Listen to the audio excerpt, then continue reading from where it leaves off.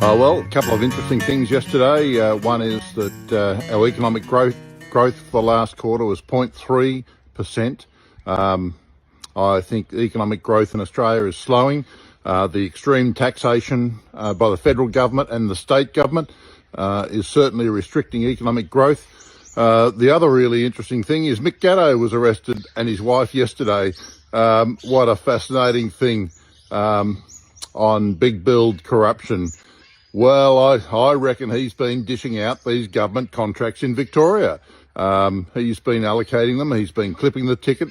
Will that be proven? Will it be something that's finally been decided? Maybe. I guess we'll have to wait and see. He did get released again, but I suspect the police are still investigating the criminal activity by the Victorian government and their relationship with Mick Gatto and the CFMEU. And I really feel for the workers. I know some CFMEU workers, and they're decent, hard-working people. It's not their fault that the corruption's taking place. It's really the leadership and Mick Gatto's. Let's see what becomes of it. I wouldn't like to be the coppers trying to arrest him. But let's wait and see. Now, on one other issue, which I must do, and Colin Kemp bravely pointed me out to this error in yesterday's video, when I was talking about the Mining Ready meeting in Horsham. It wasn't the Wimmera Development Association who organised it. In fact, he pointed out that the Wimmera Development Association is defunct, which is quite true. The meeting was organised by Industry Capacity Network and Regional Development Victoria. Now, these government organisations are all interconnected, and I must say I was nearly right, but not quite right. I do apologise for that, Colin, and I will make sure in the future that I have the accurate facts about those things. Enjoy your day. It's Ross Johns here from the Wimmera Mallee Environmental and Agricultural Protection Association.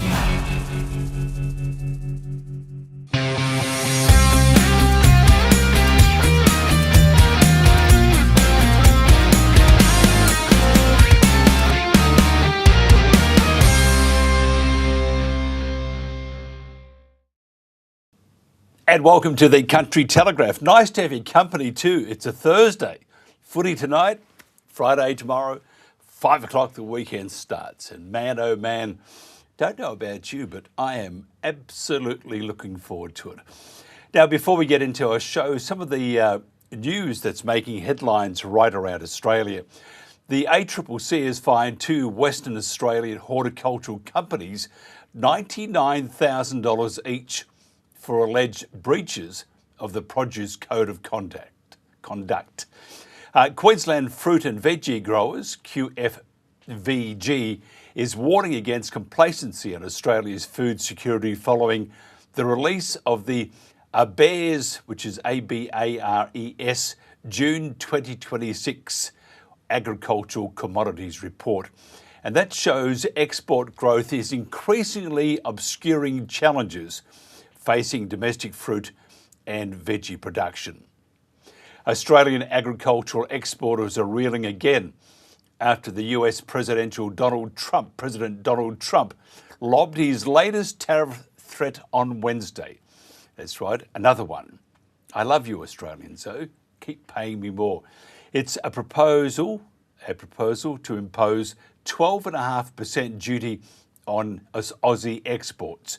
That's replacing the 10% surcharge that was due to end in July. Incredible, isn't it? New water treatment plants are taking shape in both Wilkenya and Ivanhoe as Central Darling Shire Council progresses two of the most significant infrastructure investments in the Shire's recent history. And finally, if you want to find out what's happening and keep up to date with all about Australia, regional, rural, and also the outback, then subscribe to us, the Country Telegraph. We're on YouTube and Rumble, and we're broadcasting live there. And you can follow us on Facebook and X also, which we are also live there, Monday to Friday at 4 o'clock, right here on the Country Telegraph. Why did you join Property Rights Australia? I went along to a meeting out of curiosity, and I thought it was very good, and that what they were trying to achieve was very good. And I knew, of course, people like John Purcell, Ashley McKay, Ron Bainish. I was well acquainted with all those really well-informed people. And they asked me to come on board. And I said yes, very stupidly, not knowing what I was in for. Yeah. And the reason I joined was because I thought at the time that agricultural property rights were being very badly trodden on. And I'm sure in common with a lot of other landowners, we thought now if we get our case together and put a really good case and we stand united and fight this, we should be able to wind things back a bit. Well, no such thing has happened. We're at a stage now where people just have things thrown at them all the time. Whole industries are destroyed without compensation and sometimes without very much notice. And I can bring in the Western Australian fishing industry on that case. And the EPBC Act, it's not clear. They're putting out requests for submissions on tiny patches of that all the time, including, 3 that are due in a week or something. Nobody knows where it's going. And I really think that we won't know until we have a court case about it and probably run it through to its full end in the High Court. But I'd also like to pay tribute to all the previous chairmen of Property Rights Australia, because they were mostly people that I'd worked with before and had a lot of respect for, and particularly Ashley McKay, who had a great intellect. He could analyse anything, he could put the pros and cons of anything, and he was also a great personality, so that he was able to smooth over disagreements between various people. So he was really a huge gentleman and a huge intellect and an all-round very competent person. What qualities do you think the strongest rural advocates actually have?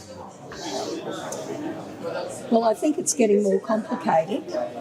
It's certainly not just stand up and deliver anymore.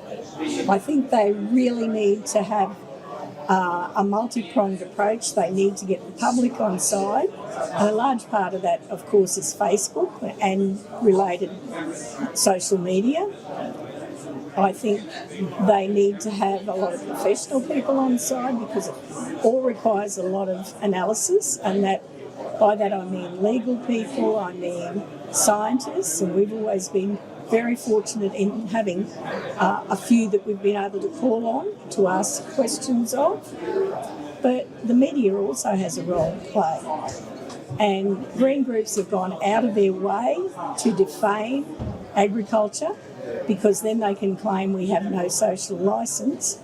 I actually believe that they've blown their social licence in not speaking up about the huge environmental damage of clearing for renewables and particularly wind turbines.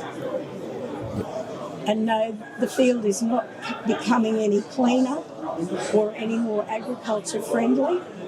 It's become very cluttered and chaotic. I mean, you've been at it for a long time now, Joe, and you've been one of the most vocal advocates on behalf of landholders. But I mean, do you feel like landholders are starting to, that their message is getting across now, or how do you feel about that? Not enough. Not enough. I think they are getting it together, and I think we've got a very fragile network now with foresters and fishers, as well as people strictly involved in agriculture. And I think we really, really need to work hard at building on that and preserving it. And of course the renewables, or the anti-renewables groups, they've done the best job of networking of any group that I've seen. So much so that somebody called a Senate inquiry against them. And I think it showed exactly what we knew was the case, which was that these groups really were community groups and not particularly well funded. Yep. Joe, can you think of do any, I guess, successes stand out from your time with Property Rights Australia? Not really, because everyone always wants a silver bullet. And in this business, there really is no silver bullet. It's a matter of just wearing away at things for a very long time. And I think you ultimately have to get to a space where the only people who can actually fix it are the politicians. So you've just got to wear away at it long enough to get enough public support and enough evidence together that you can influence them and say, look, this really needs something changing here. But it's a long and slow process. It doesn't happen overnight. What lessons do you think governments should learn when dealing with regional communities and rural landholders? They need to re-evaluate how they feel about our food, farming and fibre industries, and they have a very negative perception at the moment. I must say listed companies also need to re-evaluate their attitude to food and fibre industries, because now they're also on the bandwagon, having been converted and instructed by environmental organisations, and they've taken what they have to say on board as gospel, and a lot of it is very bad advice. It's bad science and it's bad law quite often. So they need to have more of a respect or refined respect for all the agricultural and primary industries. Joe, have there ever been moments where you questioned whether it was all worth it? Odd times. Yes, I have, but I mean, I wouldn't be human if that wasn't the case. So what keeps you going? Belief in what I was doing, belief that it was necessary that somebody do it, and feeling that I probably had more time to devote to it than a lot of people that have got, a lot of outside work as well as doing their public service jobs, and feeling really annoyed that all the environmental groups have got millions of dollars to spend. They've got dedicated people that are paid, very nicely to do what they do, and everything that we do here is voluntary. And they have charitable status, and they have tax deductible status, and we can't get any of that. Yep. Well, what advice would you give someone stepping into a role like this today? If you're going to take this on, do it hard. Put as much time into it as you can without affecting your own life and your own business. Make sure you do your research. Get on board the people that you need to help you. And go hard, but also ensure that you behave with integrity. Don't throw anyone under a bus. What unfinished business remains? I'd say from today, the EPBC Act. It's just got big question marks all over it. There is no guidance there about how to get through it at all. And it seems the department is telling people to take a leap of faith that everything will be okay if you do the right thing. We'll view your applications or referrals favourably. But do you mean can landholders trust governments like this? No, they can't be trusted. Joe, how has your time in the role, how's it changed you personally? That's a hard question. I think I was always a bit outspoken, so I don't think that's been the case. In fact, I think I've calmed down a lot in the last few years. I've certainly felt that I've been doing something that was necessary. I never thought, for very long anyway, that it was a total waste of time. But I do believe that, if we don't keep at it, we're absolutely going to be steamrolled. We can't just say it's a waste of time, you can't talk to the politicians, they won't do it. If you don't keep at it, you're never going to make any progress. Yep. Just back to the EPBC, what do you see as how would you describe the main problems that has for landholders? Well, for landholders, the new 15-year rule where you can't clear regrowth if it's 15 years or more old, I think is a real problem. But they still have the continuing use in there, and continuing use suggests that, if you were running cattle there and you're still running cattle there and you haven't turned it into a feedlot, it's continuing use. And I really think that that's a contradiction. And landowners are going to get no guidance on it, I wouldn't think, until we have a court case. So that's what it's going to take to get the clarity landholders need? Well, I think so. Yep. The whole thing is just so badly written and so lacking in clarity. I mean, you're going to have an independent CEO of the Environmental Protection Agency, and that CEO is going to have enormous power. That has to be spelled out in the legislation, when he can stop projects, when he can withdraw approvals and things like that. I mean, that is huge. Once somebody's approved, withdrawing it has to be for a very, very good reason, but it has to be spelled out in legislation. Yeah. Joe, just the last question. So when the history of this period is written, what do you hope people will understand about the people you've represented? That they were under a lot of pressure for a long time, and that politicians, most of them, really don't care. I hope that we get, again, some more that understand what makes a country survive and thrive, and that they have a care for the people, not just ignoring them because there's not very many votes in them.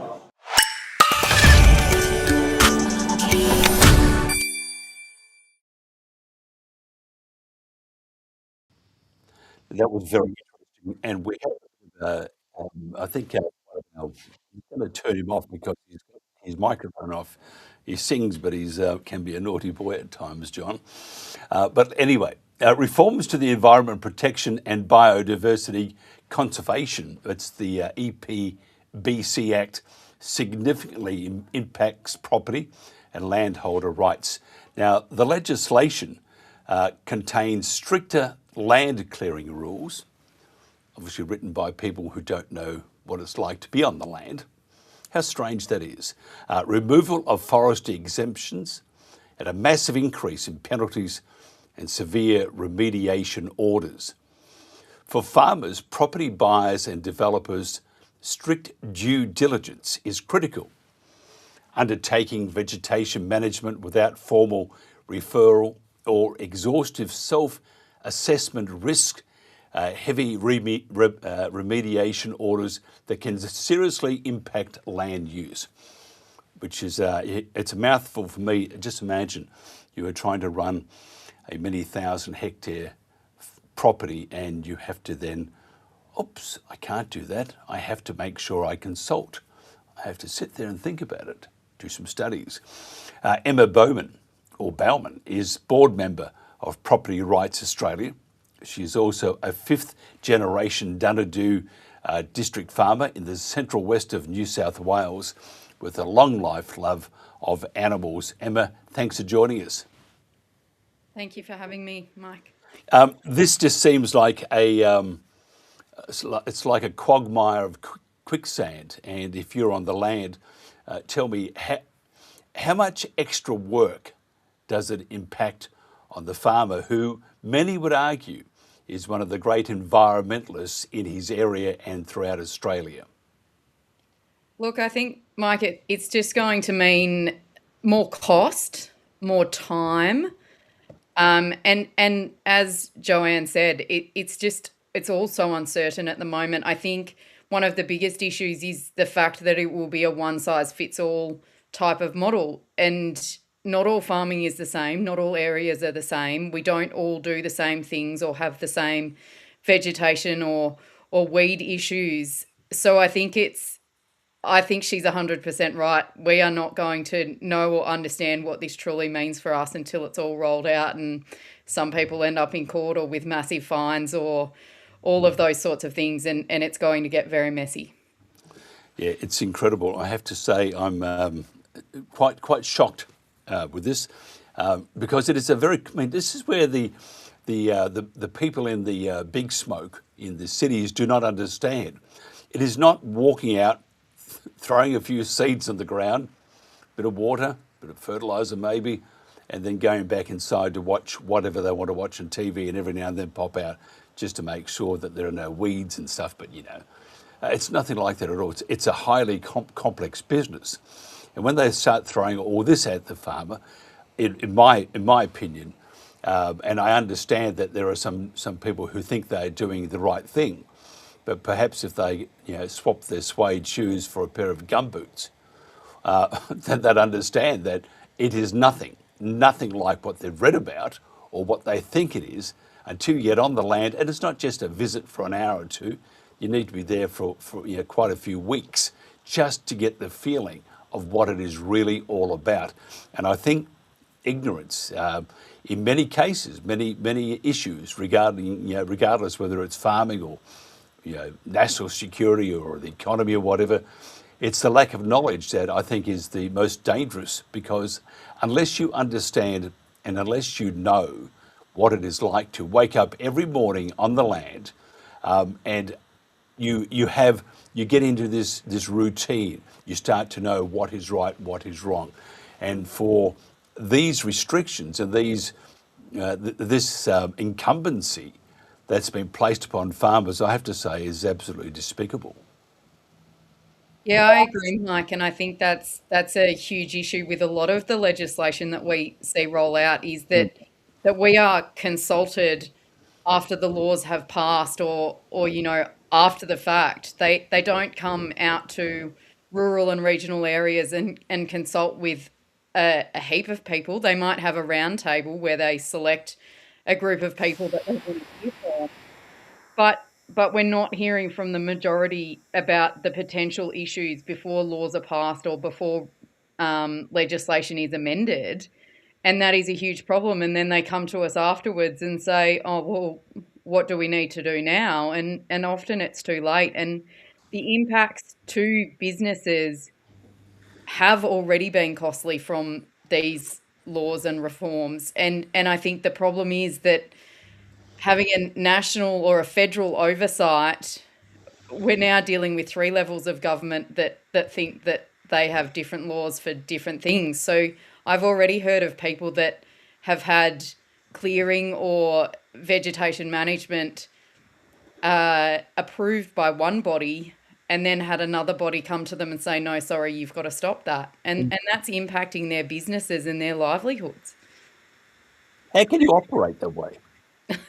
Well, it's very difficult. There's people that have bought land in Western New South Wales to develop it, to make it productive for food and fibre production, that have now been told they have to lock it up.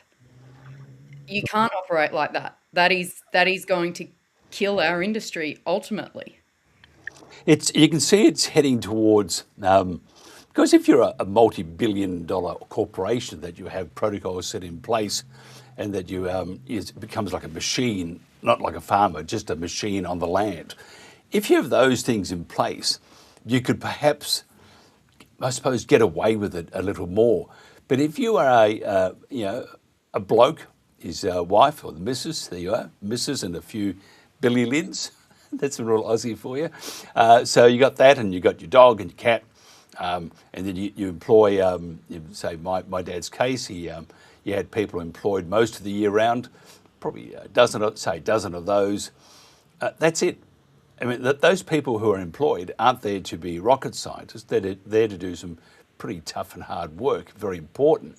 And that's because the guy that runs a place has only got 2 arms. He's not an octopus. So that's why they have those. When you start putting all these restrictions and all these rules and regulations that are, it's going to save the planet, it's going to make the environment better. That's where the people in Canberra or in Sydney or in Melbourne or in Adelaide, Brisbane, Perth, they need to go out on the land, put a pair of gumboots on or boots on, some bluntstones, get out there and do it for not just a day or a couple of hours, do it for a month or 6 weeks and get into that habit. And then you'll start to see that the farmer is not a numbskull. The farmer is there to make sure he looks after the land and his environment, because if he doesn't, guess what? He'll go belly up, won't he? Oh, 100%. That's what it comes down to. You can flog the land as much as you like, but it will not perform for you. And that's the ultimate fact, is that we have to care for it, or it is not productive for us. So I think you're on the money, Mike. A corporation can probably absorb some of this because they have lawyers and office staff and that sort of stuff. But when you're a family farmer who, often our education is limited because we've come home and been on the farm. Even if you have a university degree in agribusiness or whatever it might be, we are not experts in the law or all of these things. So ultimately it will mean paying consultants, and we all know how much that's worth. So it takes any productivity out of our businesses, and that is the last thing we need, because the input costs are already stretching us. So we don't need more regulation placed upon us to hurt us even more. This would seem like it's another pellet in the shotgun against the farmers. I mean, one, you have government doing all they can to bulldoze your human rights. Then you have these monstrosities being plonked all over the place. And now you have this. Do you feel, and do your neighbours in other farmers, people on the land, do they feel like they're in the gun again? Oh, I think we definitely feel attacked. And it seems to be every piece of legislation that is being written at the moment is not good for us. It's not good outcomes for either rural, regional, remote communities or agriculture or primary production of any description. I just worry about what this looks like for the future for our regions and for agriculture, because it feels like we are being attacked from every angle. Yeah, it's pretty sad, and would if it makes me angry, must make you angry and others angry too. Yes. What's some of the major concerns you have? Tell us about some of these concerns. Just a couple of pointers. Look, I think Joanne touched on probably one of the biggest ones is the 15-year continuing use. Well, they've changed it to be 15 years now. Now, obviously lots of different areas have lots of different plants, vegetation. They use them in different ways. And in Western New South Wales and in Queensland as well, they have plants and vegetation that they can use for fodder during droughts. And often, my understanding is that fodder, they don't use that again within sort of 15 years because it hasn't replenished enough in that time. So that essentially will lock all that country out of being utilised. And I think there would be other examples in that 15-year continuing use that will be a problem, whether it be regrowth, which we have problems like that in the Central West. So it just means tighter restrictions on, you have to go and clear that land again within 15 years if you want to continue using it. And that might not be the best thing for the environment in that very year or that time, or you might not have the funding to do that at the time. So it locks us into a way of farming that probably isn't good for production or for the environment. I think the other biggest thing is the one size fits all. As I said, there is different vegetation, different uses of country in all parts of this state, being New South Wales, and the country. So you can't have one regulatory body saying that you can do the same thing in every place, because it won't work. I think the rules will ultimately reduce investment certainty. Like I said, if you are going to go and buy country to develop for productivity and then have that locked up, No one's going to continue doing that. So that means less investment in agriculture and less certainty for everybody's future, whether you're an existing landowner or looking to either increase your land holding or buy into country. And then I think one of the biggest things, being from Property Rights Australia, is the encroachment on our private property rights.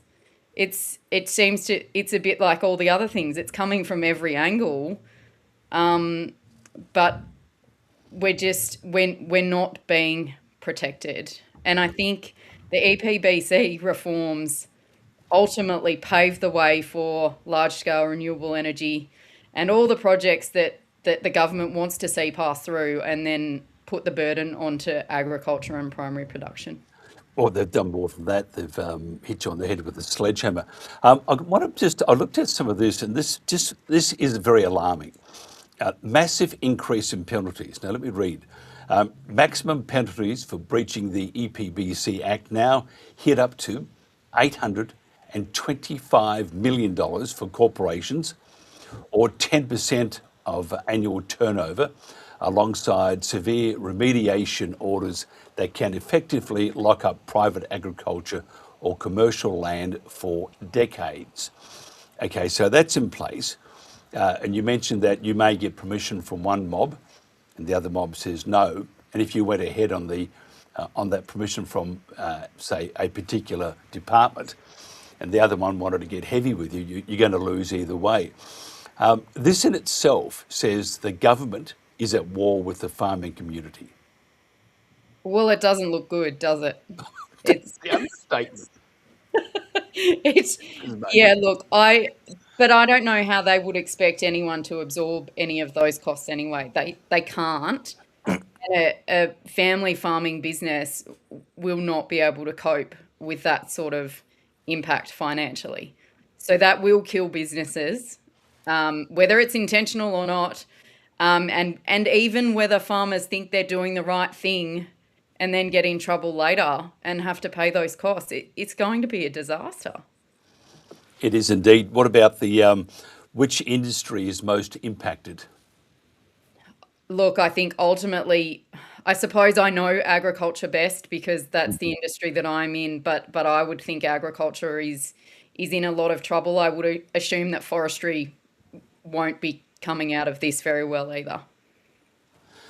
It's absolutely terrible. I'm just looking at some of these things here. The removal of forestry exemptions.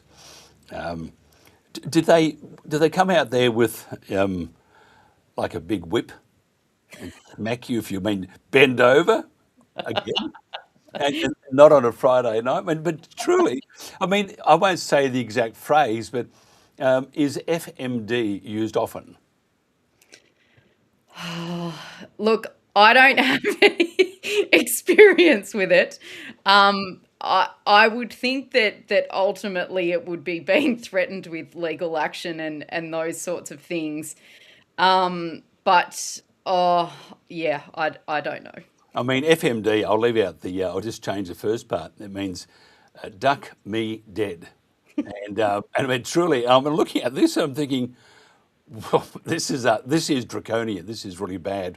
Look, if we have run out of time, the invite is there. We'd love to have you on more because I think perhaps we might have set up a panel we can discuss this because I think it's very serious for Australia, not just for those living in the country, but also those living in the big smoke. The penalties are just outrageous, and I've got to say there is no love here. And if you're a farmer, you'd be thinking, well, what's an equivalent job? What about collecting bombs? Or with running across the rifle range? That would be a much safer job because truly, this is not how government should treat its citizens and its people, not the farming community. Because you guys have been, not you, but the farming community have been here since start of time for Australia when we all settled here. And even with the Indigenous, I mean, they also had farming and they looked after the country pretty well. We need to have more faith in those who are more than 25 kilometres from your house. And that's what government's doing. They're saying, you guys are out the bush, bunch of cowpokes. You wouldn't know what end is which. We can do it. We're going to save the planet. And I mean, even Bob Brown would be quite appalled at this, I would imagine, because it is truly, it makes no sense. And I think it's a very bad thing.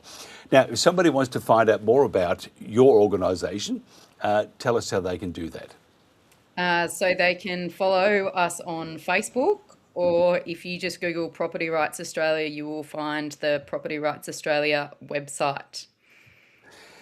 Yeah, it's pretty wild, isn't it? I'm just getting something organised. I've got all these things in my little bag of tricks here, and what I might do is once you've gone, I'm going to play you this because I think it's really important. I mean, here we have the government. Look at Bowen.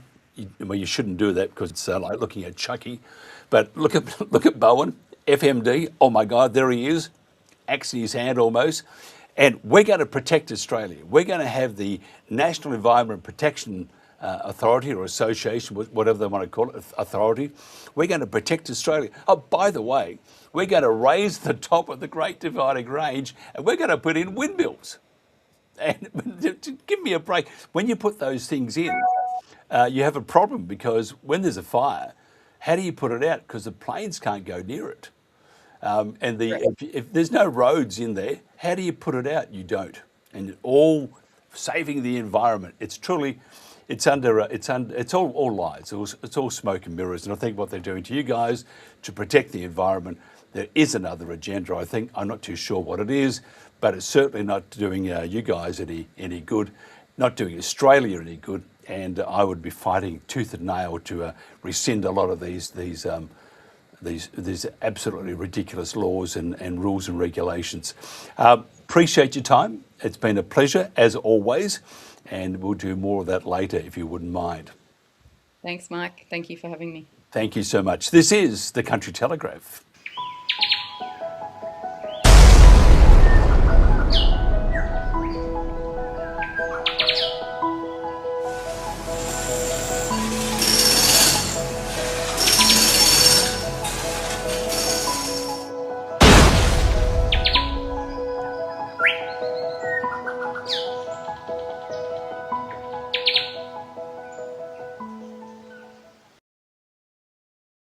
Check the Science. An interesting new Check the Science issue has popped up recently in the cattle industry. And no, it's not vegetation management or greenhouse regulations or methane regulations or nitrogen emissions, etc. There's too many etceteras. It's buffel grass. Whether it should be declared a weed as the federal government seems to be threatening.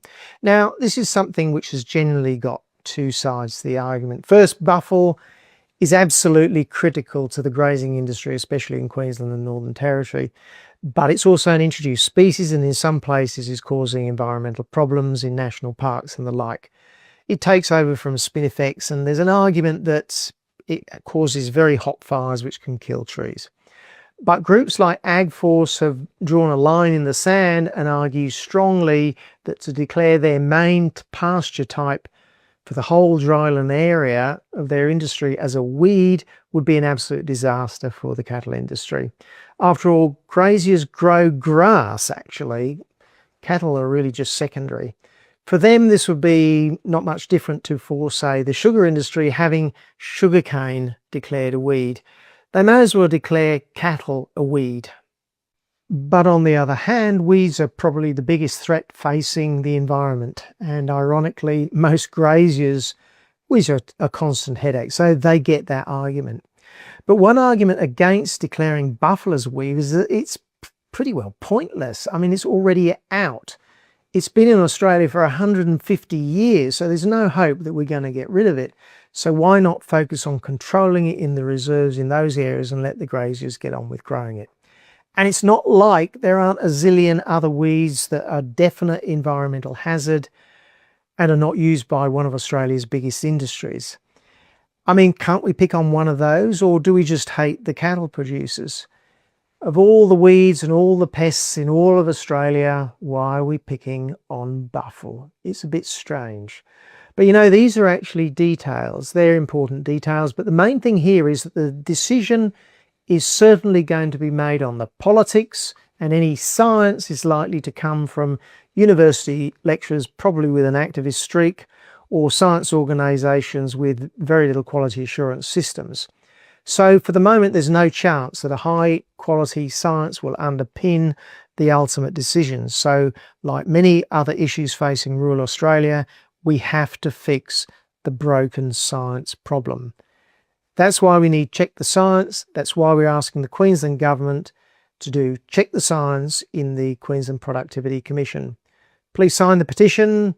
And if you're in the grazing industry, please get behind Check the Science. You haven't been to the races until you've been to the Boulia Camel Races. It's the big one, the Melbourne Cup of Camel Racing. Bring your camping gear and light up the campfire, or spoil yourself with a luxury glamping stay. There'll be great live music, plus 2 days of the best camel racing action in Australia. Check out bouliacamelraces.com.au.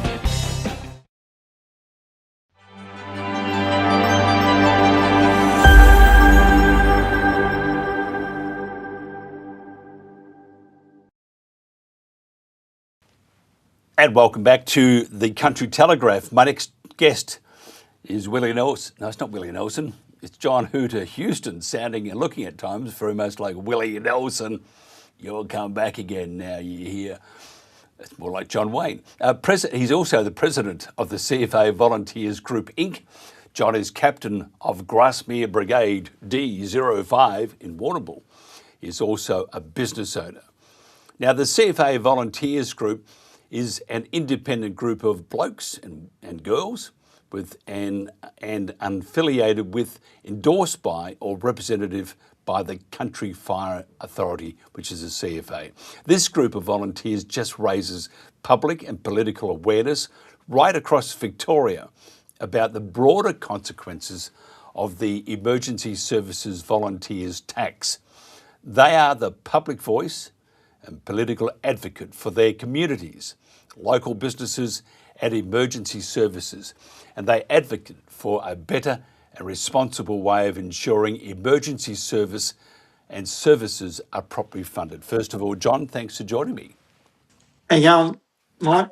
Very good. Now, I just want to know about the rally in Bendigo. It's going to be huge. Going to be huge. So it's on the 14th of June, so just over a week and a half on a Sunday. Are you singing? No, there will be some songs played.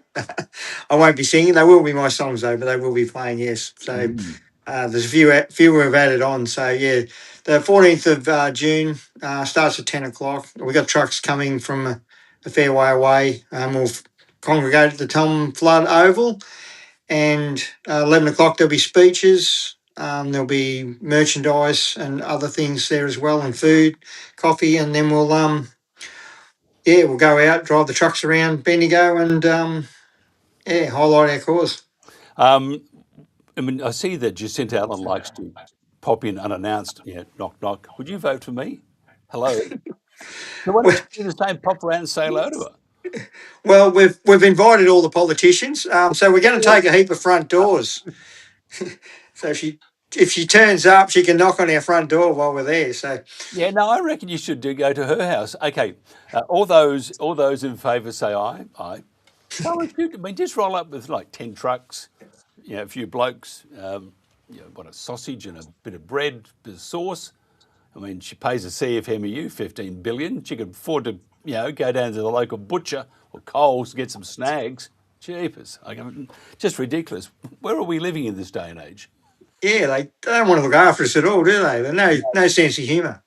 But tell me this, being serious, and it is a very serious event, and the cause is very serious, and I think it's becoming quite serious for also Jacinta Allen, because there's an election coming up very shortly. Tell us what this is all about, what the aim of this rally is.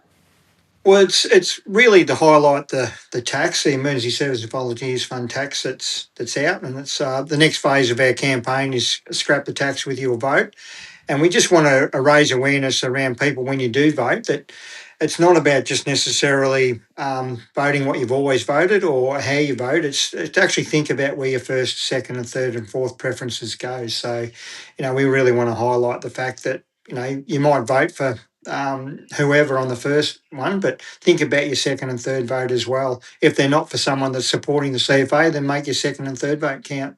Have you had any conversations with the LMP and also One Nation? We have, yes. We're look at part of our organisation is we've got to broaden our horizons and talk to as many people as possible, and we've had pretty good conversations with both of them. We'll be catching up then with them continuously up till the election. But part of what we're doing is we're not necessarily supporting a party. What we're asking for is, do they support us? Mm-hmm. And then I've actually got one here. So at an election, I don't know whether you can see it, but the local by-election we had. These things handed out. So those candidates that supported the CFA, they got green firemen, and the ones that didn't support the CFA unfortunately got red blokes without fire hoses. So that's how we're going to put our message across. If you want to support the CFA, we're not telling you who to vote for. You work it out, but these are the ones, your candidates that do support us. How many are expected at the rally? Last time we had over 1,000 there. I'd expect that we'd have that plus more. We've got farmers coming from all over the place. We've got people coming up from Melbourne, which did happen last time. So yeah, I'm expecting that it'll be probably somewhere between 1,000 and 1,500 people there, which is pretty amazing, really. That there's that many people that will be disappointed and going to make the effort to get there. Do you think they'll fit into her backyard, though? It's a lot of people for her. Oh, no, it's not her place. So I was just joking about this. Sorry. She'll need a big Barbie if we all fit in the back of her place. Could you imagine, though? I mean, we would like the first interview because we put you up to this and you could do it from jail. Tell us about the CFA Volunteers Group. What are your main activities at the moment? So we're advocating on social media and stuff like that, but we're also, like I said, talking, but we're also highlighting other issues around the safety of our stations and also the tankers. We've worked pretty hard on that. We've worked with UFU to get a public inquiry up or parliamentary inquiry up, and that's just been finalised at the moment. So we're waiting for the results back on that, which will be interesting. But, the awareness campaign is just going on, and now we'll start targeting Pacific seats from here on in with a few more rallies, but also targeting those seats to make sure that, we can get a positive outcome. And, we need the government to be gone so we can basically get the result that we need, that, our firefighters, both career and volunteer, are properly funded. And have trucks that don't break down. I mean, but wouldn't it be nice to have a truck that was made after 1872? I mean, but it's like that, isn't it? Why don't they buy you a horse? You could just drag them along. Well, I think they're going to buy us buckets. I think we probably haven't got to the horse stage now. But when you look at the amount of tankers, roughly 700 tankers are over 20 years old, and that's when we should be retiring at 20 years, not still using them. That's incredible. I mean, if you're on the land and you had that, you could almost, it's almost a 50-50 chance whether you would survive. Now, if you've got fighting fires, fires don't, they're not going to reason. And you want to have something that works. Because what's the point? I mean, look at I was talking to our last guest about raising the top of the Great Dividing Range to put up those windmills. We've got to save the planet. But when there's a fire, you can't get the planes in there. Fires can't get in there because there's no roads, no access points. And so what happens is, and it will happen, you're going to have the massive areas of Australia that's been burnt down for an event that could have been, that should not have happened. And all these fires, you need to have the very best in equipment, because if you don't, you're just buggered. But I can't understand government at all these days. I mean, they're just doing things arse about. Doesn't make any sense, does it? Well, we'll be catching them out the other side, basically. We'll fight it up to one side, and if it starts inside, we just got to wait till it gets out the other side. And instead of fighting a specific size fire that might be only a hectare or an acre or whatever, by the time it gets out the other side, it could be 10, 15, 20 or more. And, instead of being mopped up with 3 or 4 appliances, we've probably got 30 or 40. And if they don't do it, well, then it's on to the next wind farm, basically. It's absolutely terrible. And I mean, government, someone once said to me, government's great at fixing the things they created in the first place. And the problems they have created are just enormous. And again, based on a lie anyway. Now, I did mention before that you were very much like Willie Nelson. Someone called in, so more like, looks very much like John Denver. But I'm not. But you've got a song out called Scrap the Tax. Now, I thought I'd play this one because this is what the rally is all about. Tell us about the song and why you wrote it, and tell us about how long it took you to actually sing like that. Oh well, yeah, I'm still learning the vocal side of it, but yeah, look, these things they just come to me at the middle of the night, or sometime you just think I need to create a song around what I'm trying to do, or what we're trying to achieve as a group, and how we want to highlight it, and so a lot of the times it actually. The words actually come quite easy. It's the singing part and the music to it that makes it a lot tougher. But the songs basically just constantly are just about highlighting that particular point or that moment in time that we're trying to really emphasise. And there's a few others that I've got out at the moment. 2 will be released on the day. One's a rap song and one's really aimed at the farmers and leaving our land alone, basically. So it's they just sort of pop in my head. I can't explain it actually. I can imagine though. I mean, on the day the song's released, I mean, you'd be like having your fans. I believe very much like Tom Jones. You'll be finding knickers flying on the stage and everything. Yeah, maybe not. I won't go any further. This is a family show. John, it's always a pleasure chatting with you. Thank you so much for your time. We'll go into your song, Scrap the Tax. This is John Houston, a.k.a. John Denver or Willie Nelson, here on the Country Telegraph.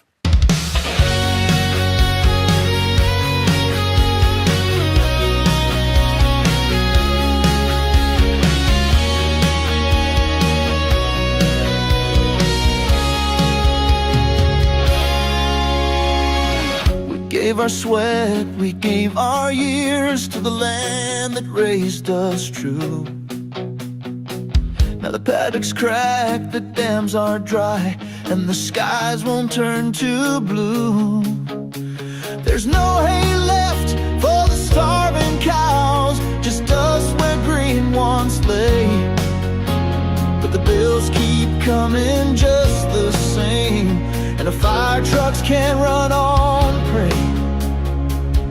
We're not asking for diamonds, we're just asking to survive. But they slap this tax on every door, and now we're barely staying alive. And I know they say it's just one cost in a world that's always tough. But when you lost your crops and your hope and your trust, one more cut's more than enough. So if they say we see your pain and we care, that don't mean the tax is fair.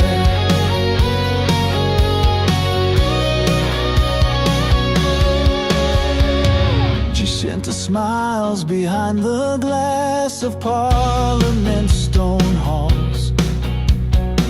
But out here we burn with every blaze, and still we make the calls. The CFA rolls with volunteer hearts through smoke and hell and flame, and all they get in return is a levy tied to shame. The labor lines are all rehearsed, but none of them ring true. They say it helps the state